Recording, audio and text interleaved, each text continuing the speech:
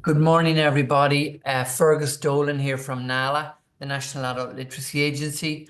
We're delighted to welcome you this morning to our webinar on the Limerick City online buddy reading program.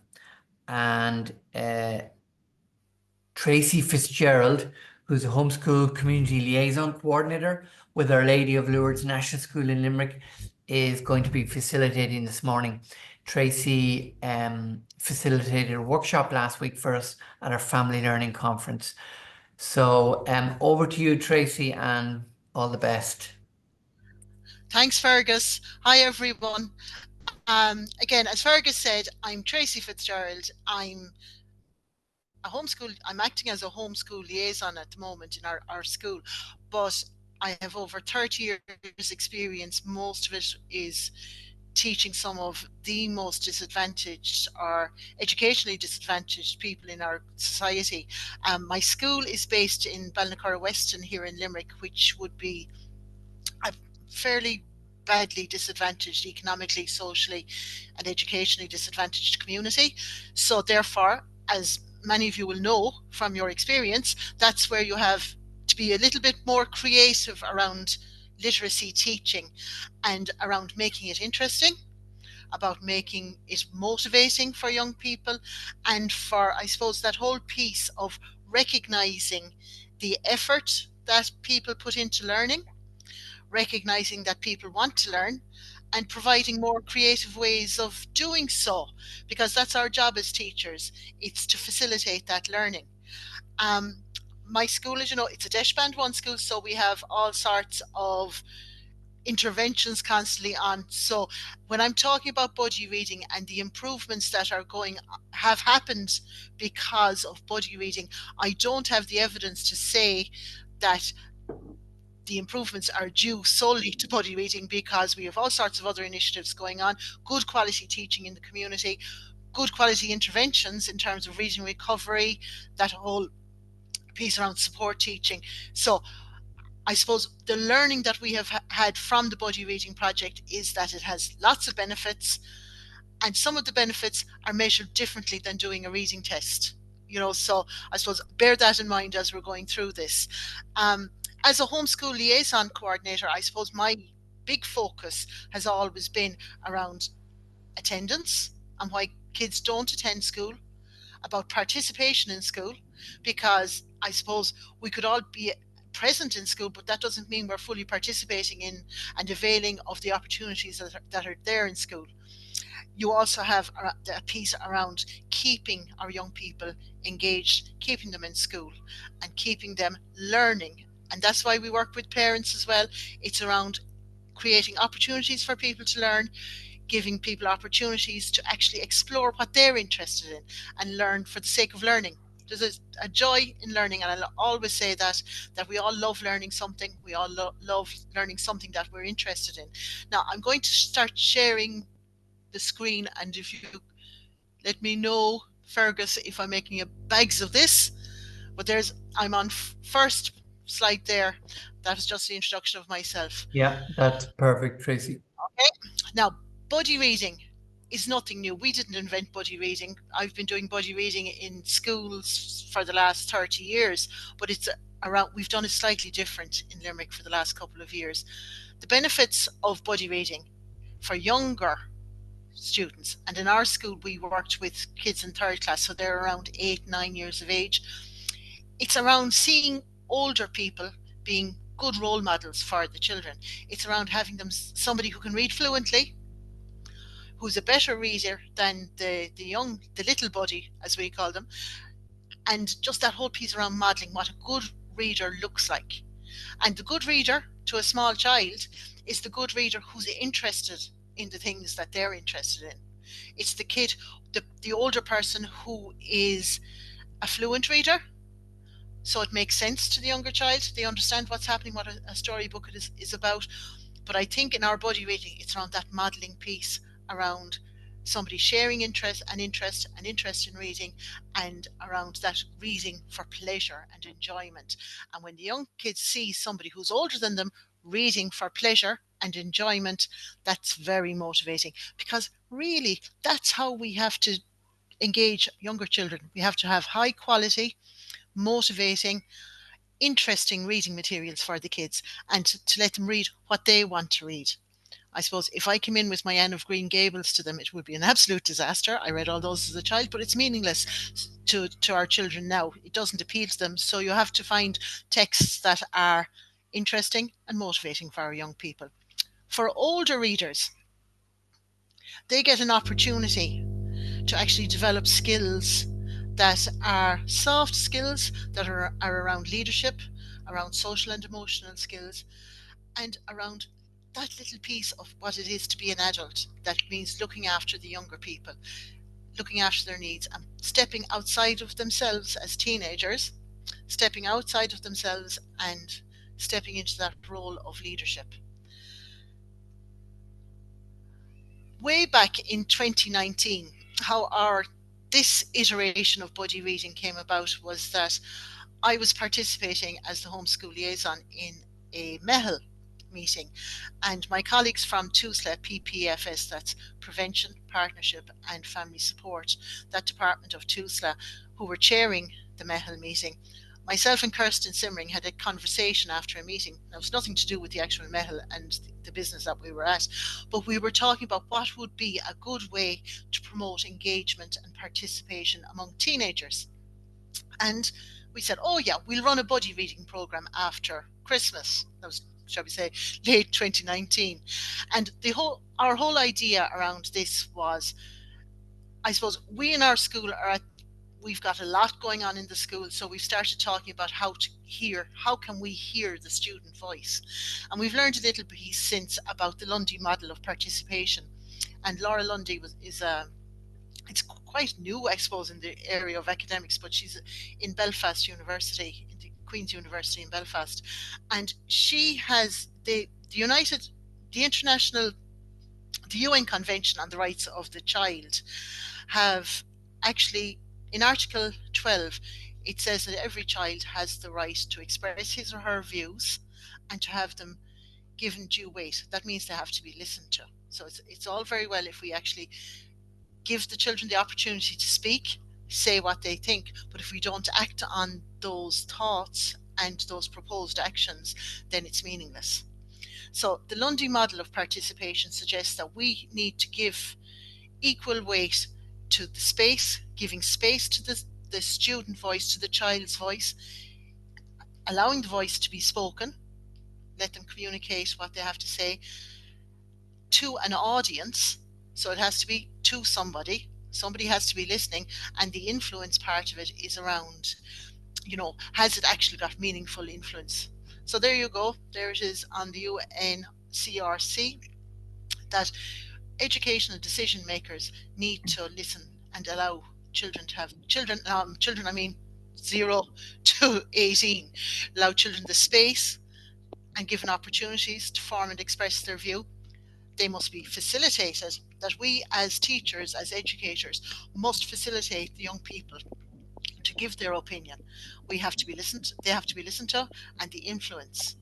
That piece that we act upon what they say. And so myself and Kirsten, back in 2019, decided this is the way forward. We had lots of ideas around engaging transition year students, engaging them in this whole piece about having their voice heard. And we had lined up a nice little face-to-face buddy reading program between ourselves and a local secondary school, which is Cloishton and O'Nagle, which is in the centre of Limerick City. It's our nearest secondary school to ourselves. We have a very similar background in that we're both Desh Band 1 schools. Their second level, we are primary. So, as you all know, we got as far as, here we go, I'm after clicking too far. We got as far as early 2020 when our springtime was going to be beautiful, but then COVID happened. I, as the homeschool liaison and as a teacher in the school, had the panics because I was immediately thinking, oh my goodness, what are we going to do? Our children are going to forget how to read. They won't have reading materials. They won't be interested in materials for reading. They won't be interested in school, which they weren't at the time. So my job as homeschool liaison was to try and maintain a relationship with our families, which thankfully, we're starting to recover after that little piece of a disaster. Um, I was also thinking in terms of, okay, our children were going to be transitioning to secondary school. How are we going to support them doing that? Keeping them in school, keeping them interested, and that whole piece about participation. Our young people were not getting the opportunity to participate in activities that would develop their interests and their own learning. Kirsten, who comes from a background of working with young people outside of a school context, was concerned around the mental health issues like apathy. What opportunities were transition year students going to get to explore, a school life or life outside of at the very narrow focus of the school curriculum. They were not going to get broader opportunities to learn. um, I was worried about isolation, and these were all, I suppose, looking back, we were right to be concerned about that at the time. um, but I suppose necessity is the mother of invention, because Kirsten had the great idea, sure, and she said, what if we're supposed to be here talking about participation, about listening to the voice? She had a group of transition year students that her daughter was friendly with, and she went and asked, what do we do? She asked the teenagers, um, and they came up with, why not do it online? Because they were doing everything else online. They said this is possible. They were chatting to their friends at night time, doing things online, playing games online, um, interacting online. I suppose it was alien to me as somebody who's of an older generation, Generation X. There they were quite happy to do this, and so we started a process of consulting with this group of TY students about what could we do. What emerged from that is that our TY students suggested going online. Our TUSLA PPFS department were quite happy to apply for seed funding. And again, TUSLA PPFS has a small fund that they're able to apply to get seed funding to start projects that can open the way to implementing the Lundy model of participation. And that's around, that they're using the Lundy model to try and action, to use it as a framework to action the implementation of the rights of the children.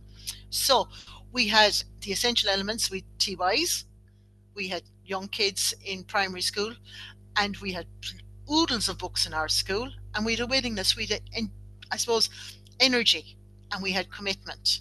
And that was the start of the project and how it went online.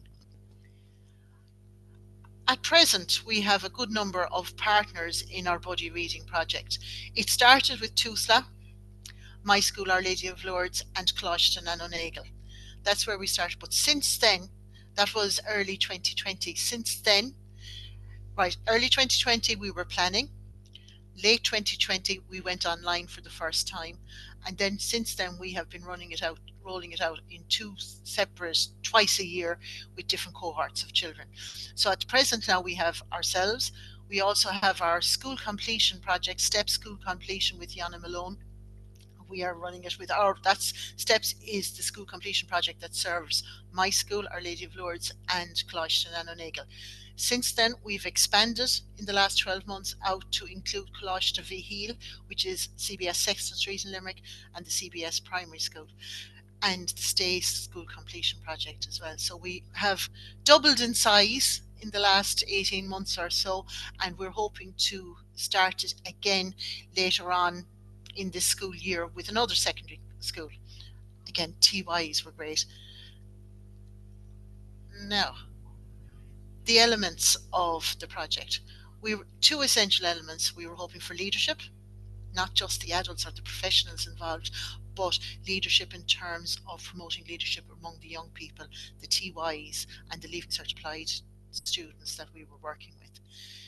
We also needed teamwork, because it wasn't going to happen without specific roles for specific people and a commitment to make it happen. Um, in terms of leadership,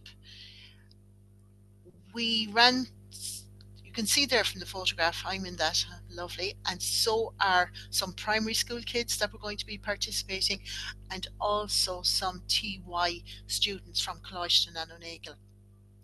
We ran some training before we embarked on any body reading project or any reading aspect, in that we needed our TYs to step outside themselves, to stop, um, to take on leadership roles. So we need to do a little bit of induction with those young people to give them the space to actually understand the needs at hand, um, to plan for what they needed to do, and also to actually to create an atmosphere among them where they were willing to share issues and talk about issues that arose, and to share with a view to problem solving and that shared group experience of problem solving. Um, as I say, this project has actually changed. Every session that we do is different because we decided, because our one of our major aims in this is not just the reading, it's around the participation, and therefore we needed to actually create an opportunity for young people to actually feed back into our the decision making in the project. So at our training, our induction, where we had a circle, we shared things like what were our fears, what were our hopes, and how we could problem solve around the fears and what we could do to change the project, just to make it a bit more meaningful for everyone and to make it work. I'm going on to the next one. The practicalities. We had seed funding. In fairness, we needed IT. Every child needed IT equipment, whether it was a tablet or a laptop, so that they could continue this project. We needed 2 copies of a number of books, and the little buddies were in charge of choosing the books. So you can see a little girl there. She had picked 2 copies of, I think it's a Dogman book. You can see there it's a graphic novel. The reading level is pretty low. So the little buddies were in charge of picking the books, but you needed a specific group of books that were just for the buddy reading. We had needed an online platform. We started off our first group. They suggested to us that we use Teams because they had lovely avatars and they figured that they could work it. It was an absolute disaster for us because I suppose I was dealing with it in my school. I couldn't make it work. It was a disaster. So one of the young children suggested to use phones that we could ring each other. The implications of that were too great in terms of child protection, and we had too many. We didn't want to share personal numbers, etc., etc. It was complicated. One of the very young children, Raphael, a genius in 3rd class, suggested Google Hangouts, which meant that all we had to do with that was to set up 6 email addresses on one side and match them up to 6 emails on the other, and they could actually do a virtual phone call through the emails. That worked very well. But since we've moved to involving the SCP, Jana, the coordinator, is a dinger with IT, and we've moved to Zoom, which is working very well, where there's a Zoom call um, going into breakout rooms. Session 1 was an absolute disaster in terms of noise. I couldn't handle it, in that I had children in my school here in Our Lady of Lourdes, and they were practically roaring down. They figured they had to shout down as far as the end of Hyde Road to the Closh and O'Nagle. But again, solution focused, nothing like a 10-year-old to come back and say, come on lads, just get us headsets. This is what we do at home. They're online at home playing games. They got headsets. Every week, what we do is 25 minutes of magic. It's just a lovely. We started off doing it much longer, but we have actually learned, and the feedback from the TYs was telling us we need to keep it snappy, and they have come up with this framework. I suppose in my innocence when we started off, that kids could talk for 20 minutes just about the book. But the TYs, in their feedback, after every session, they'll give a feedback and they'll talk about the problems, what was a problem for them, and they have suggested this framework. So we're working on 5 minutes. It takes 5 minutes to get logged on and to say hello. Now, I said that speeds up the longer we go on with it, and kids get more familiar with logging on themselves. It's much faster, especially for the primary school kids. They learn very quickly. After your 5 minutes of logging on, you've 5 minutes to chat about the book. Now, both students will have read the same book. So we were considering it nearly like an online book club. So they've 5 minutes to chat about the book. They might have a conversation about what you liked, what you didn't like, um, characters, what was funny, what wasn't funny. And then after that, 5 minutes to read aloud.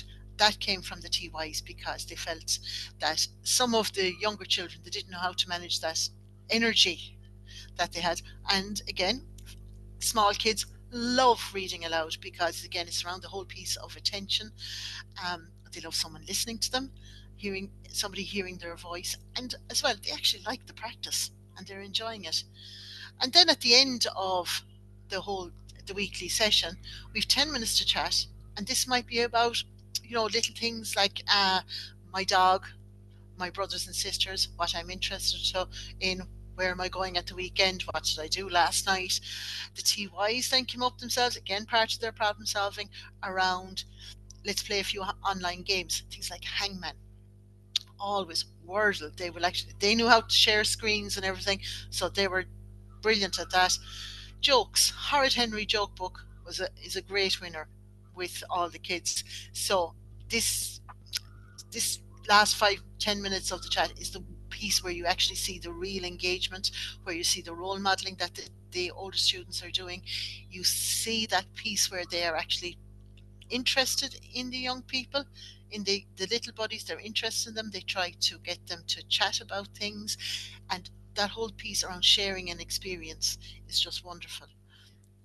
Um, it takes a little bit of organization and commitment from the partners, especially the adults that are involved, because if you can imagine, on if we have a buddy reading session set out for Tuesdays over a period of 8 weeks, both kids, both little buddies and the older buddies, both need the same book. So if we have a reading session on a Tuesday, they need to have the books for the following week on the first Tuesday.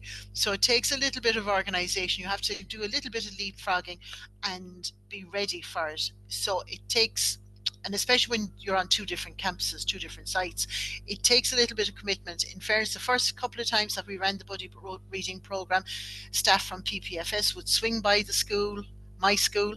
I'd hand them the pack with the 6 books from the group. They'd drop it down to the secondary school and they'd be ready to go. Um, but it does take a commitment. And again, it's because it's offsite. If you're in a primary school and you're using a 6th class child with a senior infants, it's much easier to organise. But that's a little piece of work that's needed. Now, I'm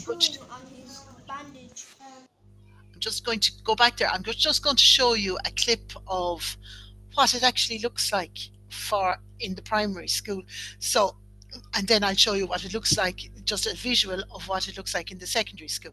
Chewing on his bandage, and we couldn't get him to stop, so we gave him a special collar. Chapter 2, the cone of shame. And I'm getting a new baby dog, man. What happened to you? Oh no, he's okay, Chief. But why does he have to wear this silly cone? Now, guys, if anybody has any questions, I'd love people to actually throw them into the chat. Oh, I can see some there. How do I see that? Am I okay on this? Video not working. Oh yeah, we got that sorted. Cecilia can hear us now. Okay, Una great. Fleming said, amazing effort, well done. Oh, super. Okay, I'll keep going, guys, because I'd love you if, as we're going on, and even when we get to the end, I really love people to ask questions because it's more, I find it more organic, because this isn't, again, the whole project has been organic. It has changed. Every iteration of it is different. We have some basic principles and things we've learned along the way, but I'd love you to ask questions, please. Now, I'm going to move on to the next slide, and you can see what the very same buddy reading session, you saw it in the primary school, this is what it looked like in the secondary school.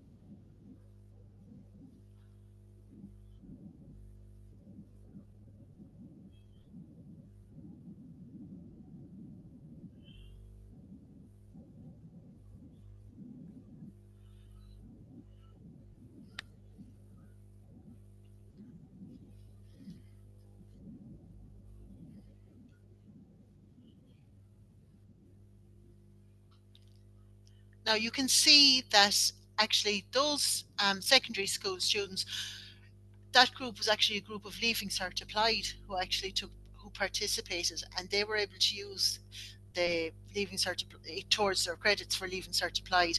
And as it turned out, they were actually super as well, in that they were very engaged. They were a little bit more mature as well, and some of them had part-time jobs, so they had actually been behaving in a more adult way, which was actually wonderful for our young children, because they actually really responded well to the Leaving Cert Applied.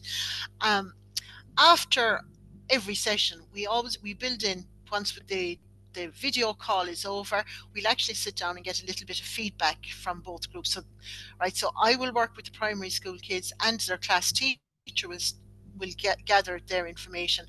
And in the secondary school, at the moment, the way we're working it is that our SCP will sit and get and problem solve with the TYs afterwards. You can see there in the it's a very Tracy, we can't see your screen at the moment. You can't see it. Ode, we'll go back here now and make sure. Yeah. Okay, I'll go back here. Share screen. And Sorry while there. you're looking for that, Tracy, there's a question from Una Fleming. Uh-huh. Yeah, your screen is about to come up now, Tracy. It looks like it's working. Una Fleming, yeah, that's up now, Tracy. We can see it. Una Fleming's asking, is there any reading ability required? I'm thinking of students still learning basic reading skills and sight words. Okay, yeah, that's a very good question, because we in our school do a program called Accelerated Reader, and some people will be familiar with it. Every book in the school library for children from third class up is banded, very, very tightly banded. So, and there's a reading level on each book. Our children then do online tests 3 or 4 times a year. It's a screening test where they're assigned a ZPD, which is a zone of, what's the word? Gosh, I've forgotten it, but it's their exact reading age. The zone of proximal development, which is their exact level at which they should be reading books. So, say for instance, a child, and many of our third class would be at a very low level, so they could be reading books that are 1.1, which would be very, very low literacy, barely having a sight vocabulary, so it would be very, very low level. So, but those children, through Accelerated Reader, are given, their teacher will set targets. So a child who has a target of 1.1 might be to read 3 books in the 6 weeks and gain points, which they get through doing quizzes about their book. The child who is reading at a 5-point level, which would be an extremely proficient reader, would also have targets set, and their targets would be different from the child who's reading at 1.1. So what we discovered then, and it was a little happy accident, we were concerned about that, because the TYs, the second level students, were very concerned that what would happen if the book that the primary school child picked was going to be way too complicated, too difficult for them. And it was a very real fear. What actually happened is that the primary school kids naturally gravitated to the simplest books they could possibly find, because they knew that if they were going to be talking to their buddy readers about the book in a week's time, they needed time to read about it. They needed time to read the book, but they also were far more interested in the chats about the book than they were in the reading. So it turned out to be a very happy accident, in that you could see the TYs, many of them had low literacy themselves. While they were terrified, it turned out that the books were pretty simple, because most of the kids, even if they were proficient readers, were veering towards and selecting very, very simple texts. Again, the problem solving piece was very important, and for the adults who were supporting the transition year students, it was very important that after every session, that those TYs felt valued, that they felt supported, that they were helped, and that circle of security that was within their group, that they could ask questions and problem solve issues like that. Say for instance, at way back, one of the children selected a book that he was barely able to read himself. The older buddy definitely wasn't, but because it had been kind of flagged beforehand, the TY was actually able to distract the young people by having other activities lined up. So, say for instance, they actually had an online crossword or what's the word search, those kind of activities. So I suppose there's a little piece where we do, as educators, as the adults in the room, we need to protect and support both sets of learners. But I think as it worked out, the primary school children generally prefer to go for very simple texts altogether, things like Horrid Henry, Dogman, graphic novels, because they don't want the hassle either. What actually turns out to be far more important to the primary school children is the friendship, the role models, and a little bit of hero worship when it came to the older students. You can see there in the feedback there that a primary school child gave afterwards. Now, obviously, they'd learned the structure of a sentence. I enjoyed the fact that I can read and make new friends. That's things that they liked about buddy reading. Things they didn't like that there wasn't enough time, that it was limited. You know, they were enjoying it so much. Again, they loved the attention of the older students. Things that they would change, they'd love to meet face to face. And things that they've learned that it's good to read with a friend rather than alone. In terms of the older students, the things that they were concerned about were, of course, was the literacy going to be too difficult? But again, there's a job of work there for the adults involved to support those TYs and those students, that they feel included in the process as well. The TYs were concerned about what happens if we run out of conversation. You know, if we run out of things to say, what if the children are asking questions, or if there's silence? That was the killer, the silence. TYs, again, students came up with the idea of doing hangman, doing games like that. The piece around problem solving, the TYs said that was very, very beneficial to them, and they felt included and that their voices were heard. And it was important for us as adults then to take what they said and make the changes that we needed. They were worried about being out of their comfort zone, you know, about having to be childlike, having to do things that were different. They're actually feeling shy, bizarrely, and you'd see it when we do meet face to face. That shyness, that shyness at being in the physical space with the young people. They wanted to know what would they do if the small children asked them personal questions. It could be things like, "Have you got a boyfriend?" Uh, Things like, what do you do with that? And of course, that problem-solving space was vital in that. There were lots of techniques of managing small children that were shared. Things like distraction, how to move on, and again, from that problem of personal questions, the whole piece around getting the children to read aloud emerged, because again, that distracted the children from the case in hand. It's one thing you learn when you're working with small children, is that one of your best friends is the distraction technique. You distract them, they move on to something else. They'll actually let it go. Tracy, there's a question here, another question Wait, from Luna. She's saying, did you give the TY or LCA students rewards or certificates? How did you incentivize them to help? what we did, and again, this came from the feedback from the young people, both young little buddies and big buddies, was the importance of rewards and incentives. So you can see there from the next slide there, we sat down with them and we made a plan. So the first week was around leadership planning and training, a little bit of training in that. And again, that whole motivating piece of keeping it interesting, right? Week 2 to 3, an online meet. By the time we got to week 4, again, it came from the students to have a face-to-face session. And the face-to-face session would involve the TYs getting into the community bus and coming up to see us, or likewise ourselves getting on the bus and going down to them.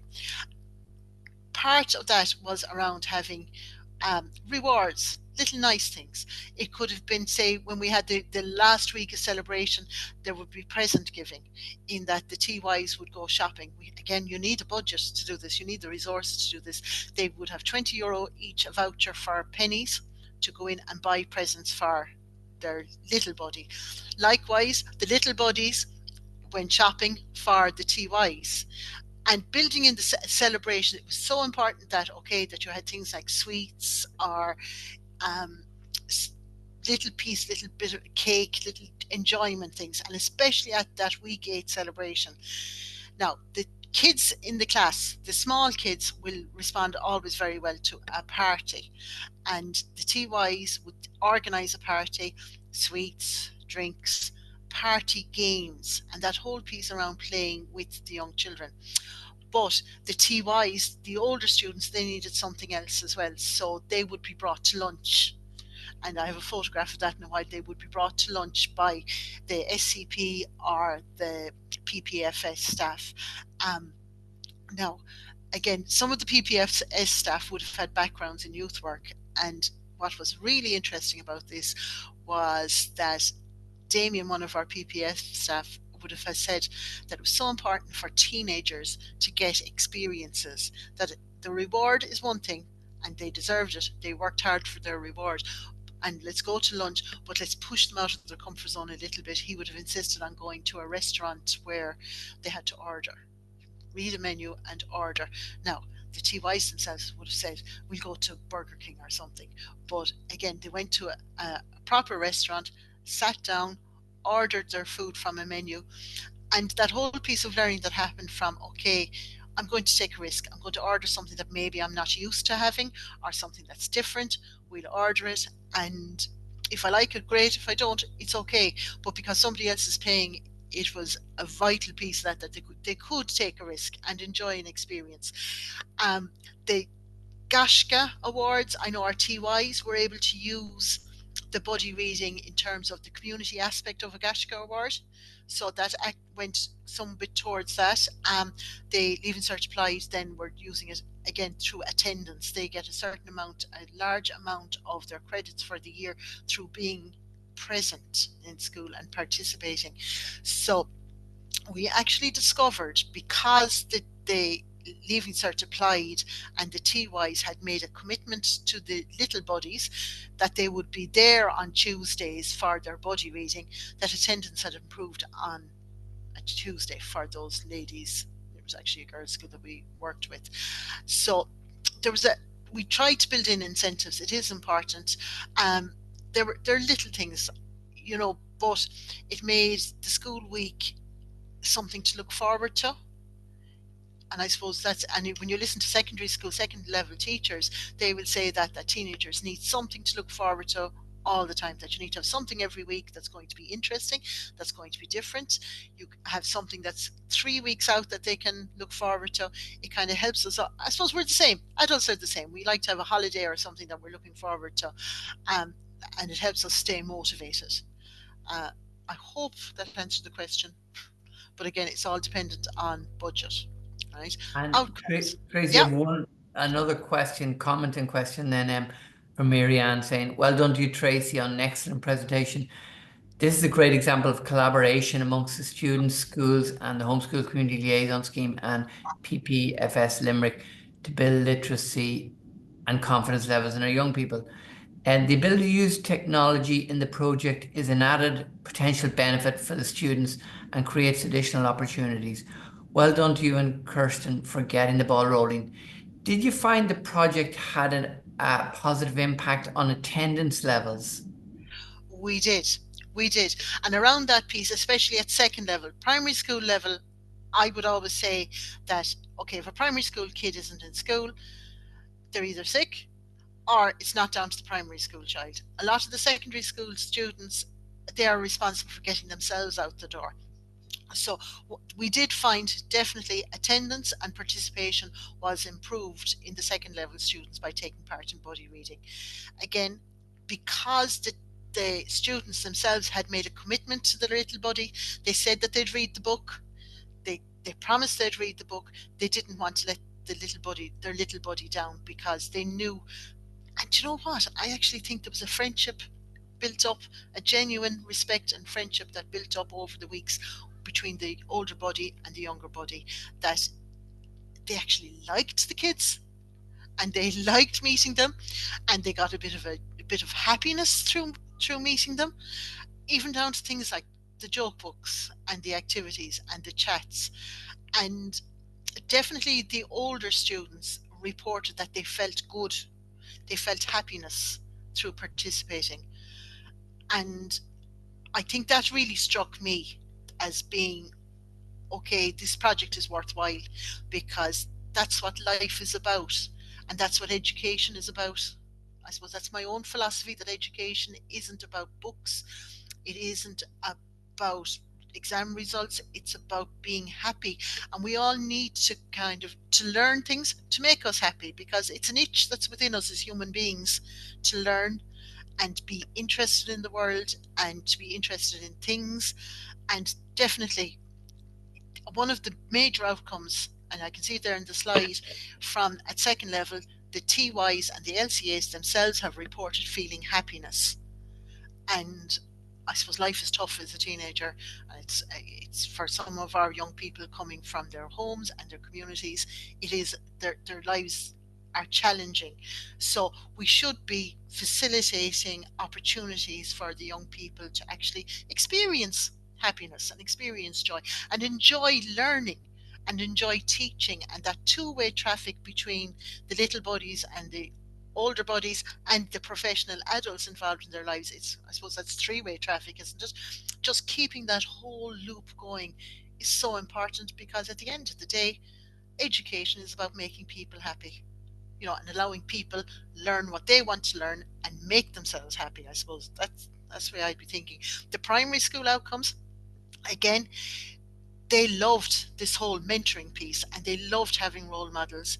They loved the friendship and the social experience and accelerated reader. The kids themselves reported that every book that they read with accelerated reader, every little book has an online quiz, and they can get points for achieving passing this quiz after reading. The kids themselves said that they loved chatting about their books with their older buddies because it helped them understand what happened in the book. Therefore, they scored better in their quizzes. Therefore, they achieved their targets. And when they achieve their targets with Accelerated Reader, there is a reward of some sort. It might be a pizza party or something like that, quite separate from the whole buddy reading project. I'll skip on there to a next one. And Tracy, I love the one where they said they felt an increased sense of self-worth. That was Yeah, fantastic. yeah. And at the end of the day, that's what life is about. And that's what education should be doing. Education isn't about exam results.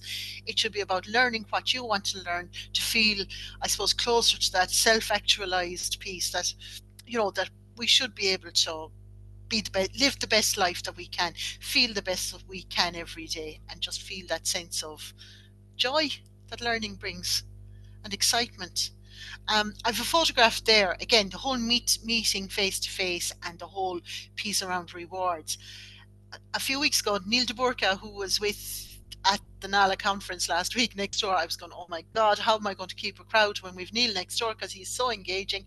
This man is gifted in terms of, as you know, around that whole piece around let's read for the joy of it, let's talk for the joy of it. He comes to our school fairly regularly, so we facilitate an opportunity for our big buddies here at the back to come up and join with their little buddies for a session with Neil. Neil was in school anyway. You see this, how we started off here. We had our four very cool teenagers at the back. They were too cool for school. Our younger buddies were down on the floor getting involved, engrossed in Neil. 5 minutes later, we'd forgotten about taking a photograph because everybody was up dancing, including our cool ladies in TY. So it was, I just say, the opportunity midway through to meet face to face. It brings its challenges, because in a school, from the point of view of a school and the logistics of school, online is ideal, because we don't have to worry about getting buses, we don't have to worry about timetabling, things like that. You can just slot it into one class, 40 minutes class, we'll see it done and dusted and tidied up afterwards.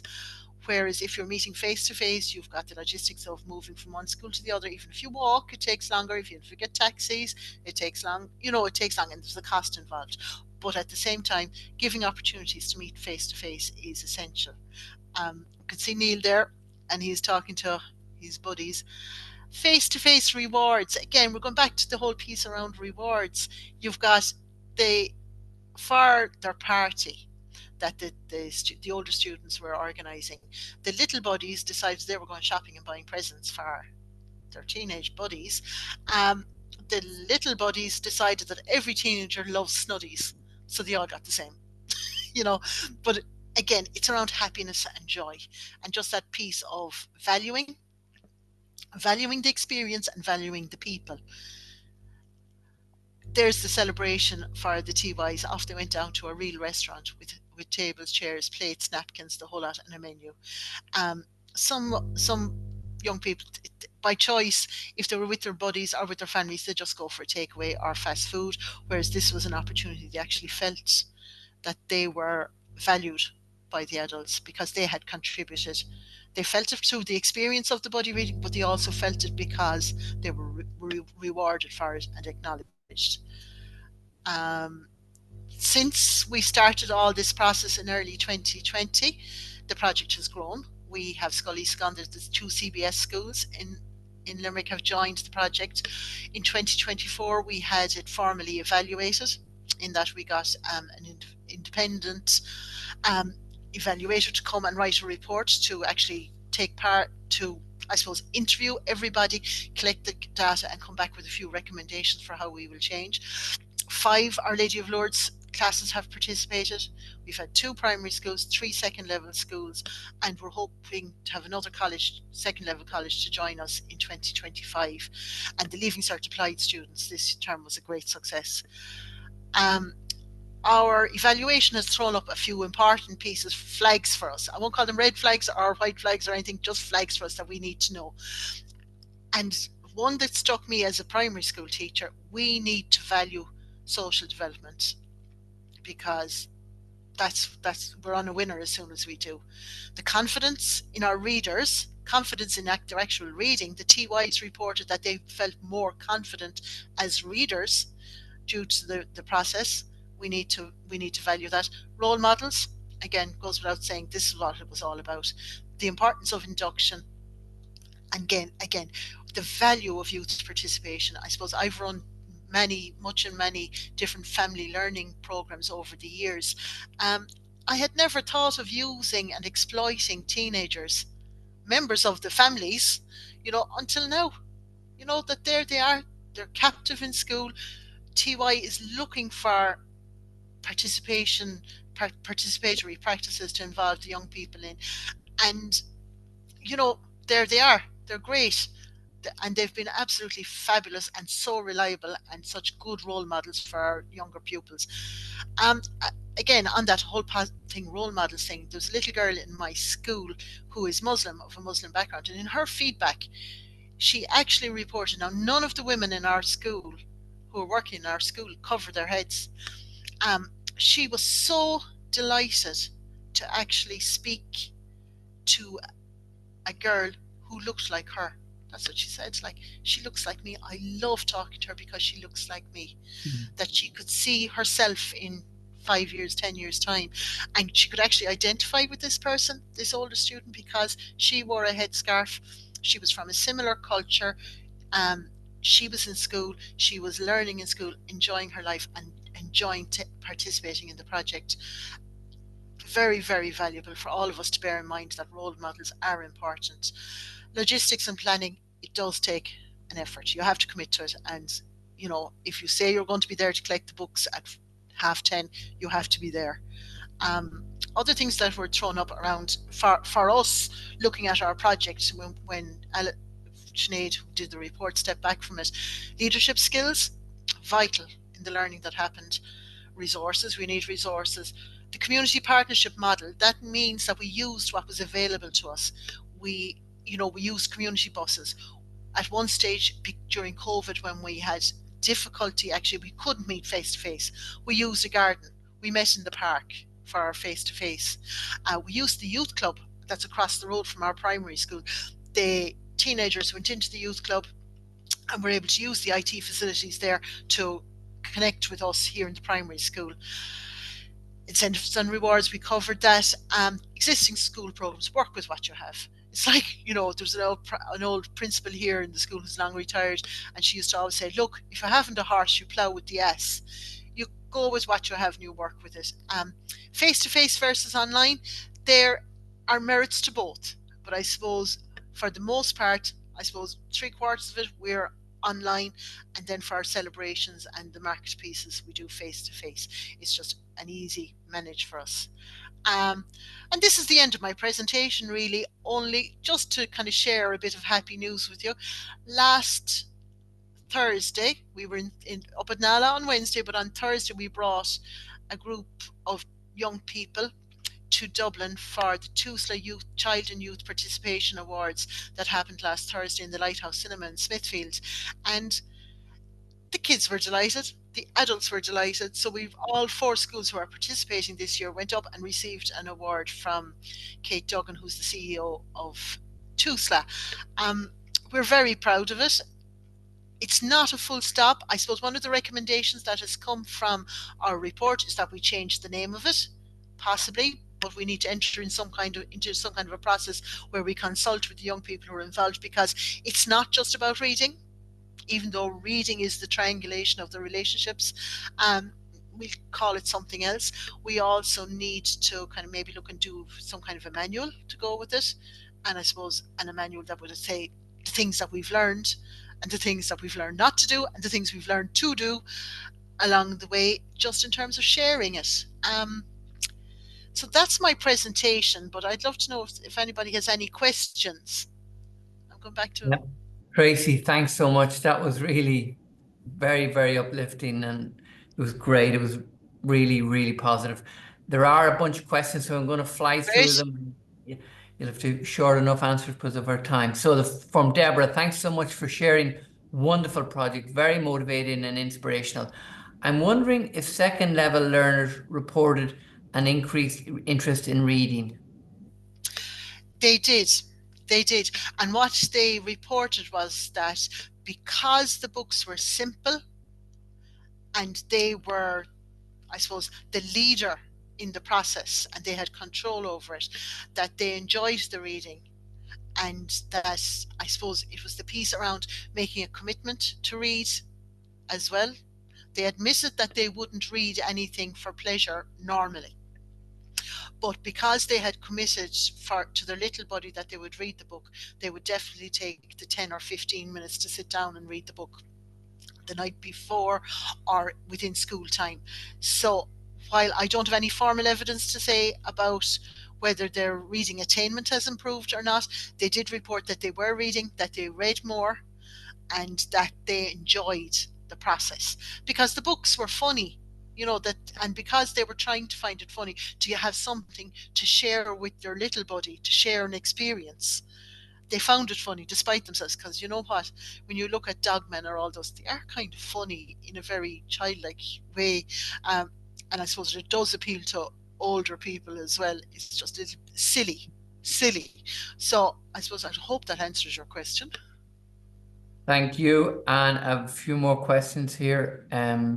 So from Marie, apologies, you may have said this at the start. Homeschool community liaison here in Kildare, and would love to do this with our LCA 15-year-old boys. Any insight as to what age group in primary school would be best to buddy up with this group, 15-year-old boys? I suppose in my experience, 3rd class was an excellent age to buddy up with, because most of them had moved past a point where they were just relying on a sight vocabulary, that they were able to access more books, there's more reading material that's available for that age. Whereas if they are very young, the books it's a different type of reading. You want to get children who are, I suppose, able to read a little bit, who can actually have something to talk about. So I'd say 3rd class, that age is actually very good, 2nd or 3rd class. You also, I suppose this is a very practical thing, in terms of getting the children logged on. The first couple of sessions, it took a while, say for instance, what I've set up now on each of the tablets, every child uses the same tablet every week. So I have the Zoom passcode, meeting code written down on a sticker in front of them, but also the password to get into the meeting. So you need kids, I suppose, that you don't have to do it for, that they will be able to learn after one or two sessions how to log on to Zoom, how to get themselves into their meeting, and how to follow the instructions on screen. That's just a practicality. If you had staff with younger children, I'm sure you'd be able to do it as well, but you'd have to go around to every issue, every single one of them to support. Whereas with third class, they were actually able, after about 2 sessions, to log on themselves without problems. Now, I should also put in a little caveat there, in that bandwidth, it depends what size your group. I suppose theoretically you could do it with 20. If you had 20 in one site and 20 in the other, theoretically you could, but we did run into difficulty with bandwidth. We just it became glitchy. The signal became glitchy. So when we found that, I suppose I'm in a room here where we are doing it at the moment, and I have 4 conversations running off one Wi-Fi, and I have 4 running off another. So look, I suppose it depends on what your own circumstances are. Okay, thanks, Tracy. I've got 2 or 3 more questions. We'll just go for short answers in these ones because of time. So Lorraine is asking, were students paired up randomly, or did you look for common interests? It depends on the group. Again, it has to be organic. A few times now what we did is that I say took a photograph of the little buddies and brought it to the second level school and let the second level people select their person. I just had maybe their child's first name and some little, just a little bio about them. And so let the TYs have the control over picking somebody that they see a photograph of and does appeal to them. Now, one issue that it did happen to me is that I had 2 boys online, and 2 boys, both of them had self-selected, right? But they were silent. They were like 2 boys sitting in the pub with a pint each watching a match, and they were looking at each other across the screen. Now, both reported that they were very happy and they enjoyed the experience. But I suppose our aim was to create conversation. I suppose you would have to, as the adult in the room, you'd have to kind of be a little bit mindful to make sure that you had 2 people who were willing to converse. Otherwise, it could be very silent online. Okay, Tracy, we've got 2 more quick questions from Karen.